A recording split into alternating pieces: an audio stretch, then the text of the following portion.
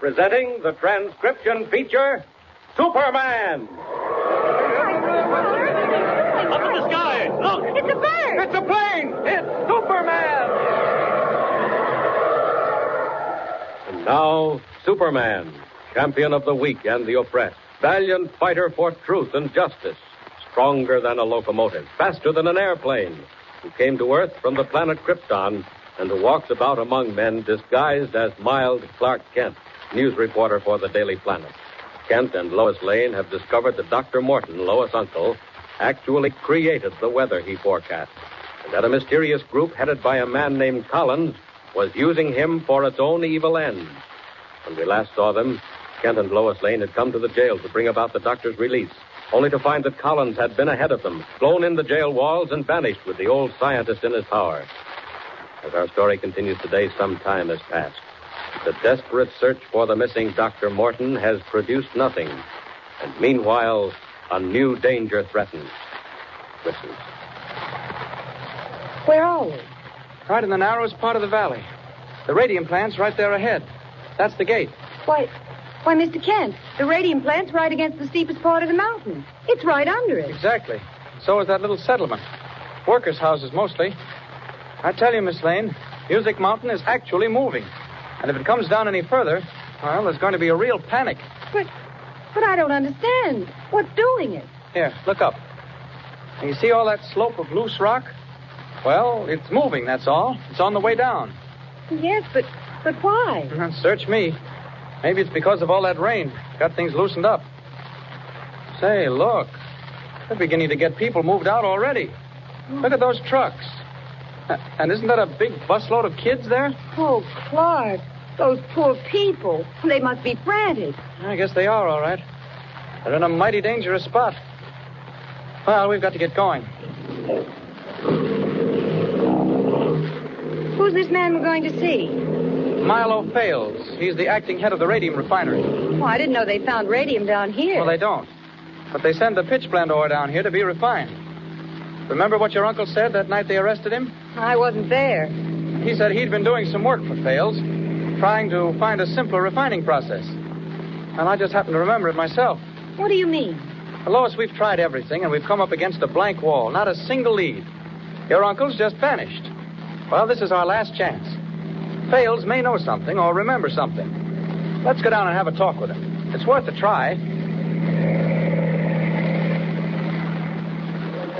Don't do that way. Say, I beg your pardon. What? Keep out of the way, please. Mr. Kent, what's it all about? This place is like a madhouse. We're moving, young lady. Got to get this whole plant cleaned out and packed into trucks before that mountain comes down on top of us.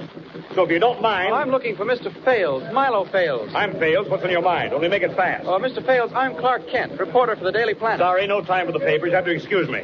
Hey, Mike, not that one. Get the cases packed up first. Mr. Fales, we don't want an interview. Right. This lady is Miss Lane, Lois Lane, and she's a niece of Dr. Horace Morton's. What's that? Niece of Morton. We don't want to bother you, Mr. Fales, but if you could tell us anything... Here, come in my office. There's much noise out here. You can't hear yourself think. Now then, how much do you know? Well, to tell you the truth, Mr. Fales, we don't know anything. Absolutely not a thing. And we can't find out anything. What made you come here? Because on the last night we saw Dr. Morton, the night he was brought down to New Birmingham, he said he was working on a pitch blende process connected with a radium refinery. And he said he was doing it for you. Oh, I see. That's the way it is, eh? Mr. Kent just remembered it, Mr. Fales, and he thought, rather he hoped, you might possibly be able to shed a little light on what's happened to my uncle. I know it's just a shot in the dark, but believe me, we've tried everything else. That's what brings you here, eh? Well, all I can say is I'm sorry. Oh, you can't tell us a thing? Miss Lane, I only wish I could. You say you haven't any idea at all where your uncle is? No, Mr. Fales, I don't even know if he's alive. Oh, yes, he's alive. I mean, he must be. But you don't know anything more about him? Mr. Kent, that was the name, wasn't it? Yes. My connection with Dr. Morton was really nothing more than casual. Less than that. He was interested in chemistry, and he thought he might be able to help us.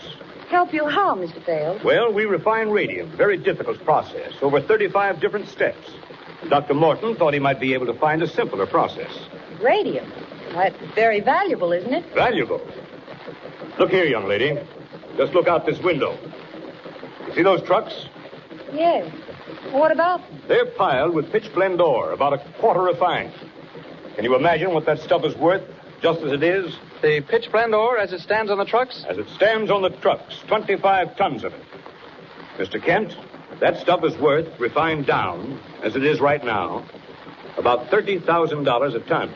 Great Scott. Maybe you see now why we're breaking our necks to get it out, before that mountain comes down and buries the whole works. Oh, my goodness, Mr. Bales, you go right on about whatever you were doing.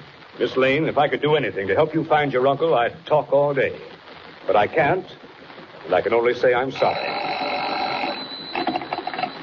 Hello. Dale speaking. Yes? Yes, I know. Well, it isn't raining now, is it? All right. All right, I know. Just as fast as we can. Well, I can't work miracles. Keep your eye on it. Let me know. That's our engineer up on the mountain. He says there's not much time. So I'll set to come sliding down some more. Oh, Mr. Bales, what's doing it? What is Miss it? Lane, you can lay it all to the weather. The more it rains, the faster Music Mountain slides. Right now, it's only 50 feet from our rear wall. How fast is it coming now? And so far, about 20 feet a day. But if it rains much more... Oh, but it isn't raining now. No, not here. But up on the mountain, it's raining cats and dogs. Oh, those poor people in the settlement. What'll happen to them? Nothing, if they keep moving. If they stay where they are, well... Oh, it's dreadful, Mr. Kent. Isn't there anything we can do? Well, Miss Lane, we're newspaper people. All we can do is write it up. Well, I'm going to help them. I don't care. If you think I can just sit back and write about it, you'll... Mr. Bales, thank you so much. Thanks for nothing, eh? Sorry, Miss Lane. Oh, you can go out quicker by that side door. I'm going to stay here a minute. Joe! Joe, make it fast. Get that stuff loaded, ready to go. Go on, move now. Well, I'm sorry, Miss Lane. I thought maybe we'd get a lead on your uncle. Oh, it wasn't your fault we didn't. Come on, I do want to see what's happening to the poor people who are trying to move. Out of this door, he said. Golly, look at those trucks. That stuff's really worth what he said. Great Scott, Miss Lane, do you realize its value? Over $750,000. What? That black stuff? Right there in front of you. Say, if anything happened to it... Well, what's the matter? Why are you standing there like that? Mr. Kent. Lois. Miss Lane, did it seem to you that Mr. Fales, the manager... well, did it strike you that he was worried when we first came in? Worried? Yes. Well, of course he was worried. If the mountain comes down, it'll ruin his refinery. No, I didn't mean that. He was worried about us. And then later on, he seemed to think everything was all right. Worried about us? What do you mean? I don't know. It just flashed on me. Look, will you? Look at those women. Oh, those poor things. Mr. Kent, I'm going down to help them. Come on. No, you go on. I'll stay here a minute. I want to think. Go ahead. Well, what are you going to do? Nothing. Just stand right here. You go on. I'll join you in a minute. I just want to work something out. Clark Kent, I believe you're losing your mind. You're acting perfectly mad. No, go on. Go ahead, please, Miss Lane. See if you can't give those folks a lift. Look at the kids running around in circles. Poor youngsters. Well, call me when you're ready to drive back for supper. All right. Thank heaven she left. Didn't think she'd do it. No, I didn't just think of something, Miss Lane. I heard something with Superman's sensitive hearing. I heard voices. Voices traveling over telephone wires. Wait a minute. There they are. They come right out of the brick wall. They're the wires leading from Fales' office. He's still talking. And I'm going to listen. Never mind all that stuff about catching the girl, Fales. But I tell you, they came here. They only just left.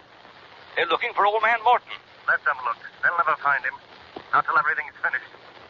Do they suspect anything? No, I don't think so. Why did they come to you? On account of the radium. Seems he mentioned it to... Fool. Collins, listen. Has he got it? Has he found out a new way of refining? I told you I'd take care of that, didn't I? Well, I have. Fales, it's in the bag. If you can work it right from your end, we'll make a fortune. What about the trucks? Loaded and ready to go. But listen, what about the mountain? I just got a report from the engineer. Unless there's more rain, it won't come down. Don't worry. There'll be more rain. When's the best time? To send the trucks out? Make it 10 o'clock tonight. 10 o'clock? Okay, Fales. At 10 o'clock, there'll be the biggest rainstorm you ever saw. Collins, what's the scheme? How'll it work out? Have those trucks at the right place on the road, and trust me for the rest. We'll block them off with the mountain and raid the whole lot of them. Okay, Fales, that's all. Okay, Collins, remember, 10 o'clock tonight's the time. The devils. That fellow Fales is working hand in glove with the group that's taken Morton. And Morton himself. I can't believe it. Yet I don't know. Why, Clark Kent, honestly, there is something wrong with you. You look as if you'd seen a ghost. Seen a ghost? Well, no, not exactly, Lois. I've just been thinking. I've been working things out. Working what things out? Things that are happening. Miss Lane, don't ask me how I know. Just take my word for it. There's a plot on to steal that radium ore and to wreck this whole settlement to make it look plausible this very night. What? Mr. Kent, what? Well, how do you know? It can't be. But it is. And I'll tell you something else, too. Your Uncle Horace, Dr. Morton, is right in the thick of it. Now then, let's figure out what to do.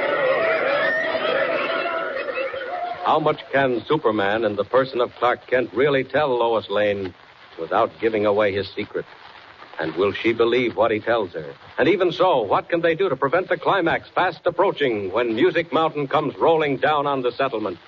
Tune in and follow the story of Superman. Up in the sky, look! It's a bird! It's a plane! It's Superman! Superman is a copyrighted feature appearing in Action Comics magazine.